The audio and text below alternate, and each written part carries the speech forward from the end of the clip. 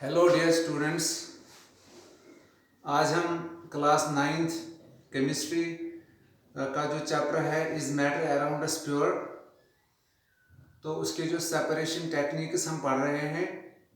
अब तक हमने इसमें सीखा कि how to separate the components of a heterogeneous mixture. जो हेटेरोजेनस मिक्सचर होता है उसके कंपोनेंट्स को कैसे सेपरेट करें। तो आज हम देखेंगे how we can separate, that is the separation of components of a homogeneous mixture। तो अब हम आज homogeneous mixtures के components को अलग कैसे करें ये सीखेंगे। homogeneous mixture क्या होता है? homogeneous mixture वो mixture होता है which has a uniform composition throughout its mass, कि जो कोई ऐसा मिक्सचर हो जिसमें एक जैसी यकसा कंपोजिशन आपको नजर आए ऊपर से नीचे तक, and there will be no visible boundary of separation between its constituents, so we call such a mixture as homogeneous mixture. तो आज हम होमोजेनस मिक्सचर के कुछ टेक्निक्स को सीखेंगे कि ये टेक्निक्स किस तरीके से इन कंपोनेंट्स को अलग अलग करने के लिए इस्तेमाल होती है। तो पहली जो टेक्निक है इसमें वो हम पढ़ेंगे आज इवोपरेशन। स्टार्ट करने से पहले आपसे रिक्वेस्ट है कि इस वीडियो को पूरा देखना।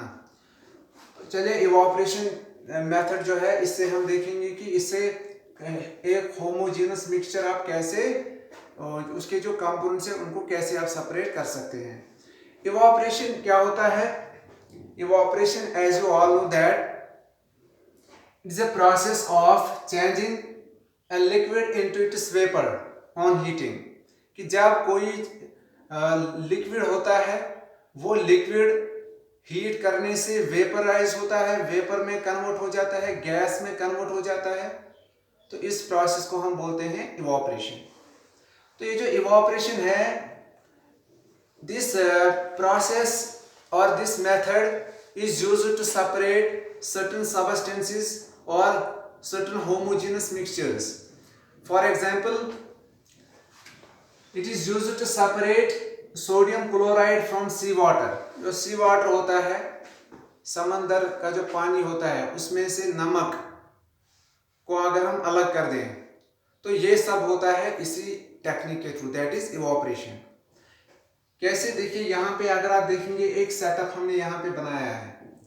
ये सेटअप हमने एक अलग मेथड के लिए बनाया है, जो है कि अगर हम इंक और वाटर का अगर मिक्सचर हो आपके पास, मतलब यहाँ पे हमने लिया है रेड इंक प्लस वाटर, तो इसको हम अभी देखेंगे इसको सेपरेट कैसे करेंगे हम इवोपरेशन से।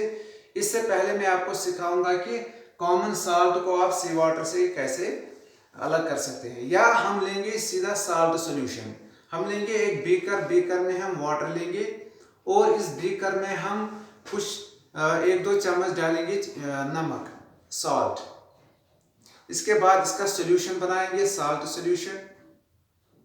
अगर आप इस सॉल्यूशन को यहाँ पे एक जो सेटअप बनाया है, यहाँ पे एक बंसन बर्नर है, बंसन बर्नर के ऊपर यहाँ पे आपको ये ट्राइपॉड स्टैंड नजर आ रहा है। इस ट्राइपॉड स्टैंड पे अगर आप इस अब बीकर को रखोगे जिसमें आपने ये साल्ट सॉल्यूशन लिया, that is common salt plus water और sodium chloride plus water.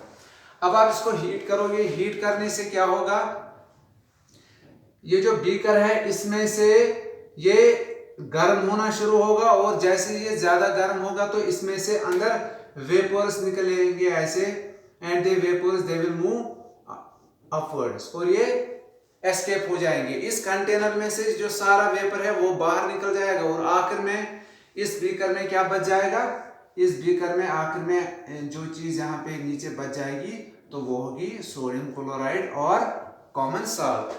So that means कि ये टेक्निक इवोपरेशन के थ्रू हमने इस साल्ट और वाटर को अलग कर दिया। इसी तरीके की एक और एग्जांपल है कि अगर आपके पास वाटर है, उस वाटर में हमने कोई इंक डिसॉल्व की है, या रेड इंक, ग्रीन, ब्लू और ब्लैक इंक, तो यहाँ पे ये जो हमारा मार्कर है रेड मार्कर, हमने इसी की इंक इसमें डाली है। तो वाटर में हमने सॉल्यूशन मिक्सचर जो बनाया है homogeneous mixture, that is water plus this red ink, और इसके बाद हम क्या करते हैं, हम ऐसा ही एक सेटअप लेंगे।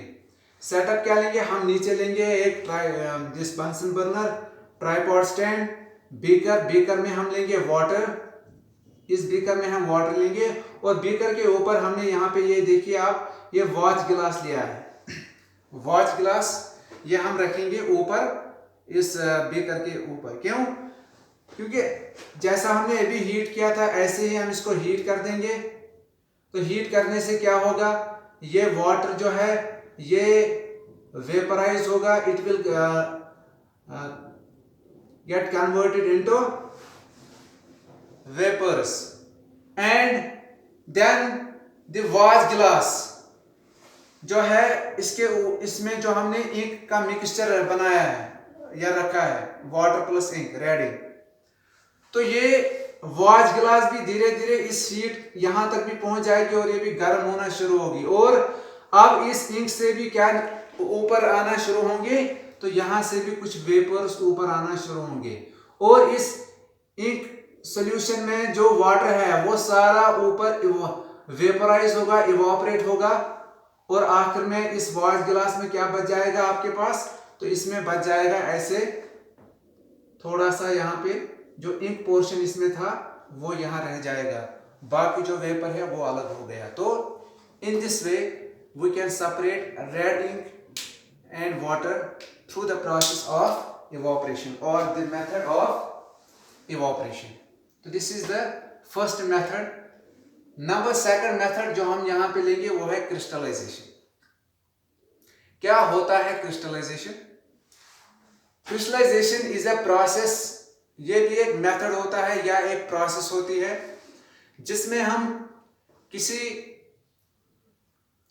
कंपाउंड को, उसका जो सॉल्यूशन फॉर्म हम लेते हैं उसको हम पानी में डालते हैं।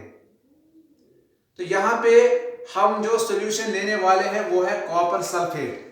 Copper sulphate that is CuSO4, इसको हम डालेंगे वाटर में।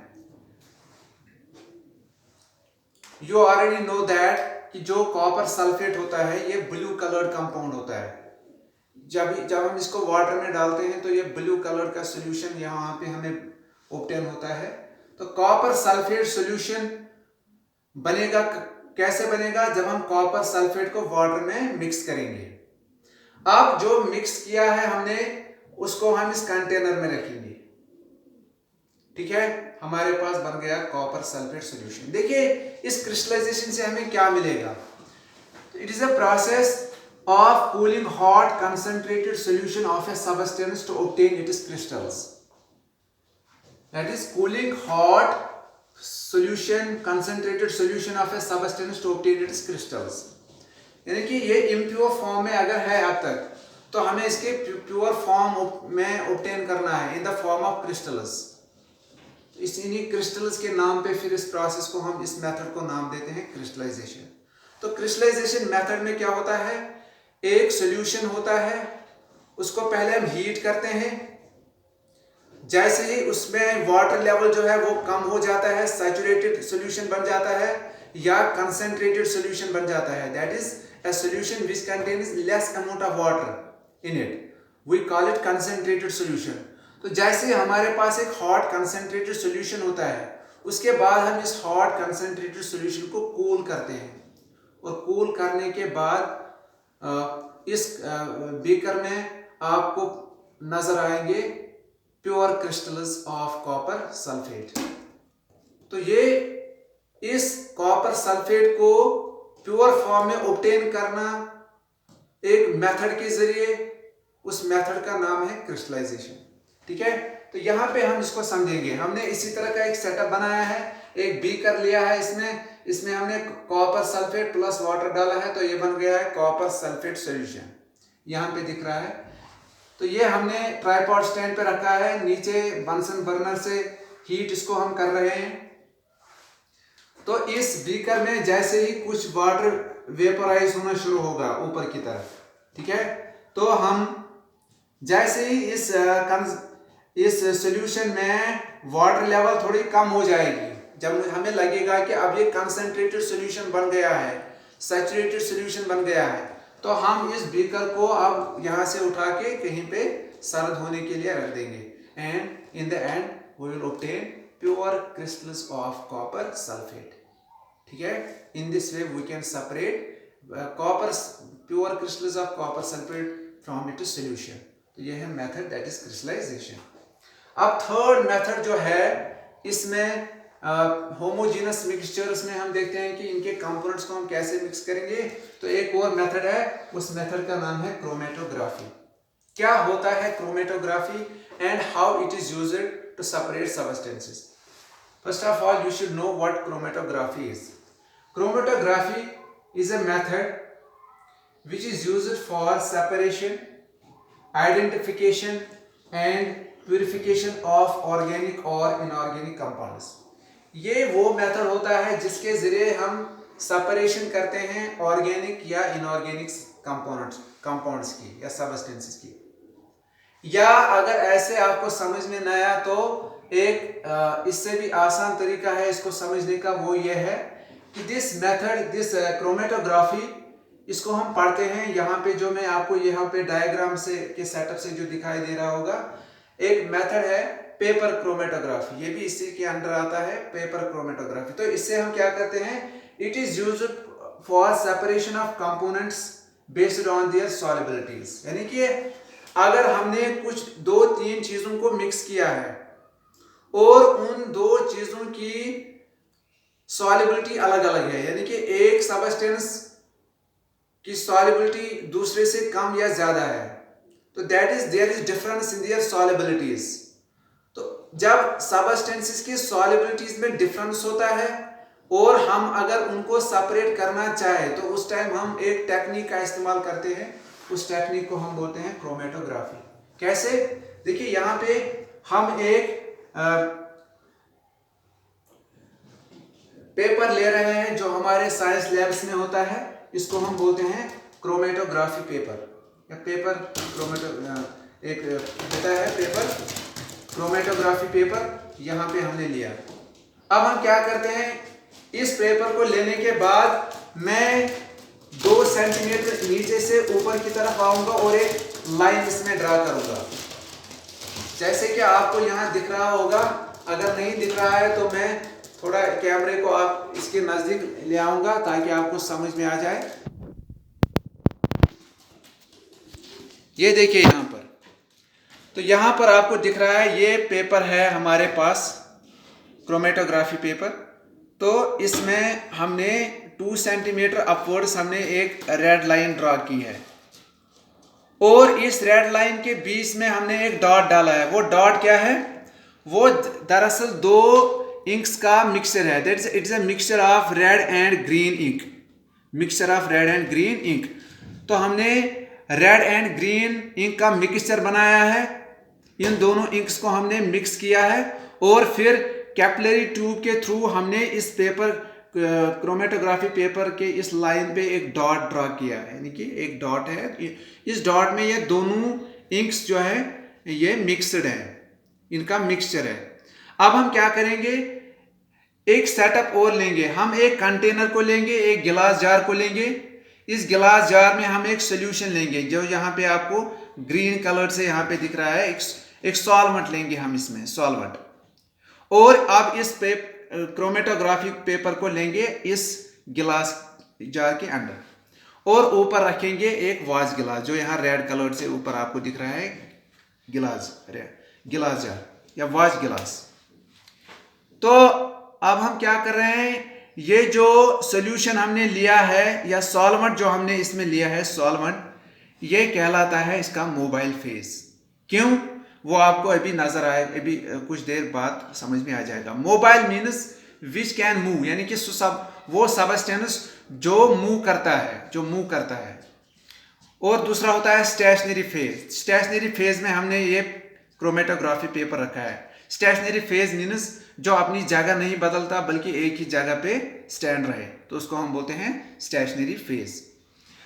जैसे ही हमने इस क्रोमेटोग्राफी पेपर को इस सॉल्वेंट में डाला है, तो अब क्या होगा, ये पेपर क्रोमेटोग्राफी में जो ये ऊपर आप ये यहाँ पे दिख रहा है ये डॉट, इंक डॉट, तो अब ये इस सॉल्वेंट में डिसॉल्व होना शुरू हो जाएगा।